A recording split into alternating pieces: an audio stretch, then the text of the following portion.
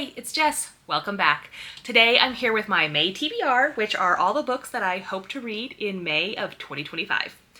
I do already have a couple books planned, so let's start with those. The first book is for my in-person nonfiction book club. For the month of May, we are reading Persepolis, and I can't remember who wrote that. We're reading Persepolis, The Story of a Childhood by Majan Strapi?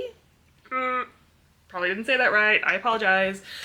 It is a graphic novel, kind of comic book about this woman who grew up in the Middle East. I can't remember. Saudi Arabia, maybe? I can't remember.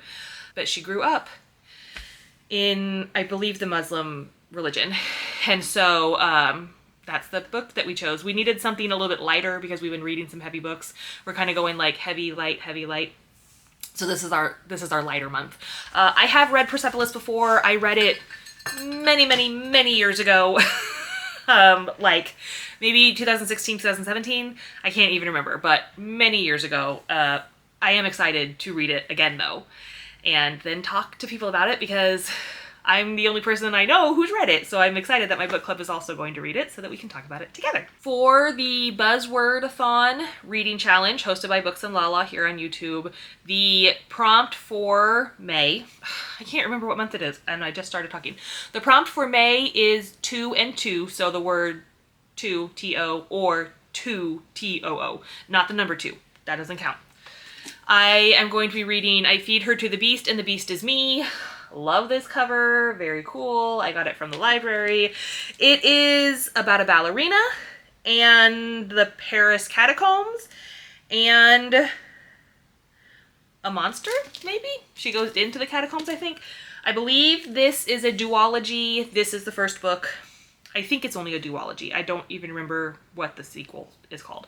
But found it at the library, heard good things about it, really excited to read it. It is a young adult horror book, but I like some young adult horror. I think it's written very well. And they have to like write this terror and horror in a different way than you do like an adult one. I don't know how to explain that. I don't know what in my brain that makes sense. So I am very excited to read that one. And then I have 3 more books from the library that I'm also going to be reading. I have Chasing the Boogeyman by Richard Chismar. This is summer of 1988. Mutilated bodies of missing girls turn up in a Maryland town. They're trying to find the murderer, and then Richard Chismar, who wrote the book, he is the main character in this story. He returns to his hometown as a curfew is enacted and a neighborhood watch is formed, and then he's trying to find the boogeyman, I think. I don't know. This is also at least a duology. There is a sequel to this. I've heard a lot about that book. Obviously never read it, but I was excited. I've been looking for it at the library and it happened to be there this time. So obviously I picked it up. The next library book I have is Hunger Stone by Kat Dunn. This is a like Victorian vampire knowledge. Knowledge? Why did I say knowledge? A Victorian vampire book. It has to do with Carmilla, who is like the female Dracula. I think the book Carmilla was written before Dracula. Never read it. Never read Dracula either. It says a compulsive feminist reworking of Carmilla, the queer novella that inspired Dracula. So yes, hey, I was right. I sometimes know things. So this is a sapphic Victorian vampire novel, and that just sounds wonderful. The last library book I have is Indian Burial Ground by Nick Medina, and this is about a girl who thinks that she's finally going to be able to get off the reservation, but then her boyfriend unalives himself, and then other strange things are happening to other people on the res, and she's trying to figure out why and what's going on. I read Sisters of the Lost Nation by Nick Medina back in November. Really enjoyed it. His writing style is just beautiful and immersive and just so good. And I love the way that he like ties indigenous stories into his novels. And so I'm so excited to get to this one.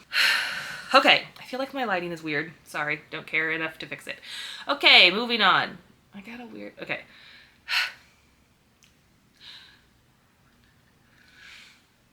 It's Friday night, and it has been the longest week, so my brain is kind of dead. So I apologize if I'm extra wacky or extra space cadet-y in this video. So those are 5 books that I already plan to read. School ends 3 more weeks, so I will have much more time to read. So I am going to pick 5 books from the TBR jar, so I'll have an even 10. Again, I like to have choices, and I should be able to get to all of them because I have time, because I don't have to work. Finally. Okay, I added 6 more strips to this today. I added 3 more books that I want to read that I don't own, and 3 more books that I downloaded from Kindle Unlimited. So let's mix it up. I always feel like it never really gets mixed that well. I'm trying to, like, these here at the bottom. Oh, but like not. Okay, not looking. Here's one question mark. Yes, okay. It's written in blue. What's that going to be? Divine Rivals. I've already had this book on my TBR before, and I didn't read it. Divine Rivals by Rebecca Ross. This is, I believe, a young adult book. It is a duology. The second one is Reckless something. Possibly. Reckless something. I can see the cover, but I can't think of the second name. Doesn't matter. It is about rival sorcerers? Rival witches? In a school? Maybe? I honestly have no idea what it's about, but it was on Kindle Unlimited, so I got to download it for free. A lot of people have read it, and I've heard mixed reviews. So, don't know if I'm going to like it, but it should be an easy read. Okay, so, Divine Rivals. Rock on. Hopefully I actually get to it and read it this time. Okay, here's the next one. Oh my gosh. Alright, we got another one. We got, hey, one of the new ones. Bird Eater by Anya Alborn. I don't really remember what this is about. Maybe cannibals, maybe cults. It's a horror novel.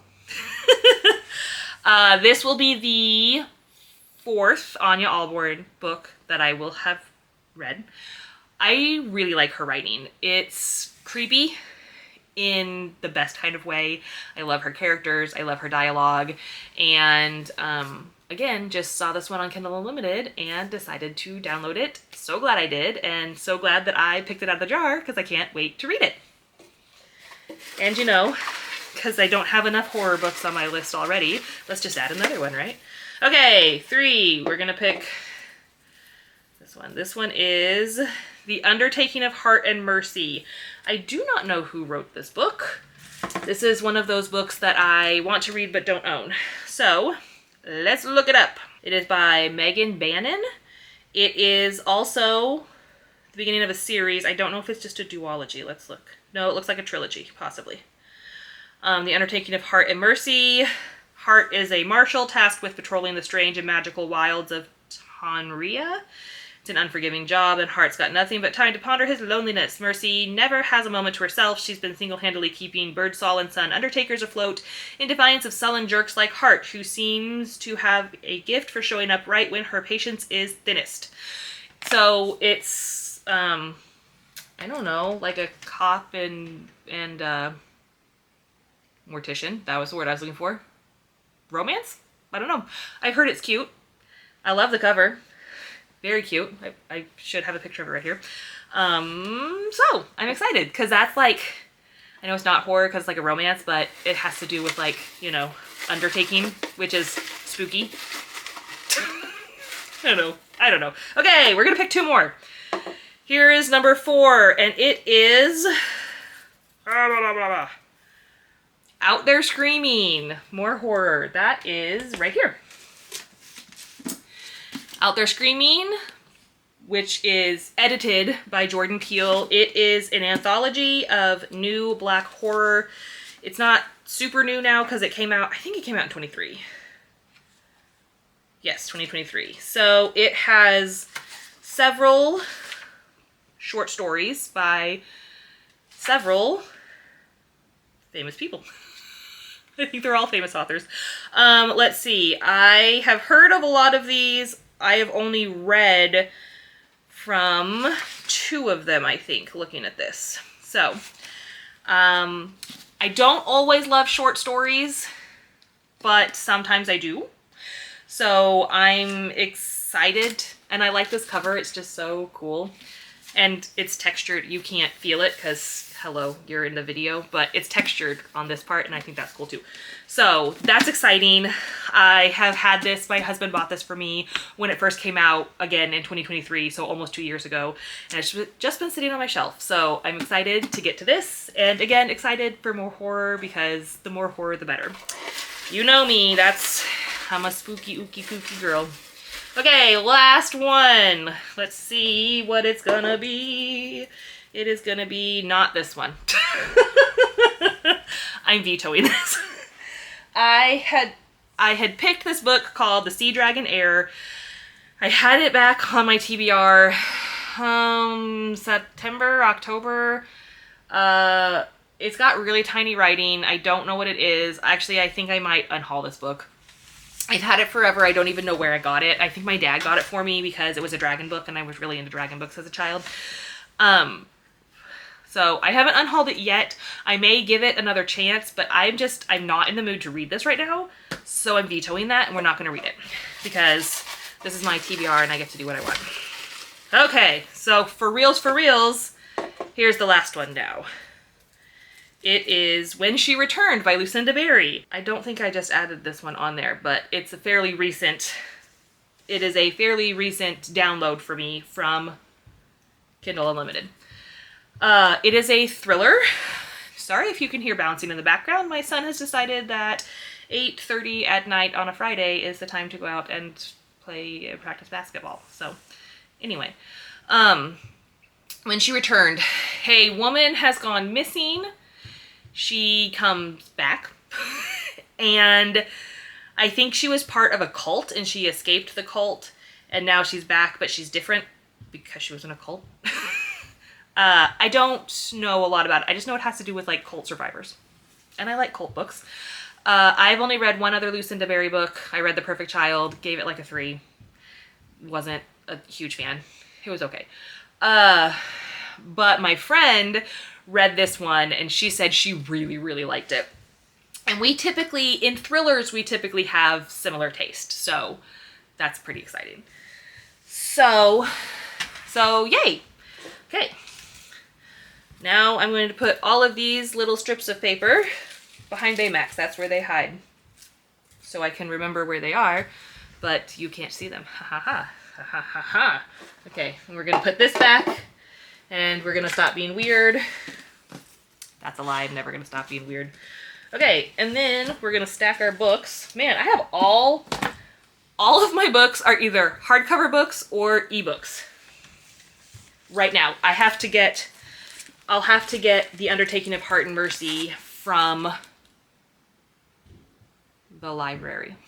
I'll have to get it from the library. And why have I already forgotten the other books that I pulled out? Bird Eater. Something else. Divine Rivals. I own that. I own Bird Eater. Okay, so out of the 5 books I pulled, only one is a book that I don't own. So that's exciting because always trying to read down my physical TBR. Okay, here's the books I'm going to be reading. That's a weird shadow. Here are the books I'm going to be reading. So these 5 plus Persepolis, which is on its way from the library. The Undertaking of Heart and Mercy, which I'll have to get from the library. Bird Eater. I already forgot. When She Returned, and Divine Rivals. So, I would say a good mix, but it's not really. I got a little bit of fantasy, a little bit of romance, and a lot of horror and thriller, and I'm okay with that because, again, I love that. It's basically halfway to Halloween. It's a little past halfway to Halloween, so let's just have a spooky ooky month. Okay, I'm going to stop rambling now and do something else. So these are the books I'm reading. Now I want to know, have you read any of these books and what did you think? All right, I'll talk to you later. Bye.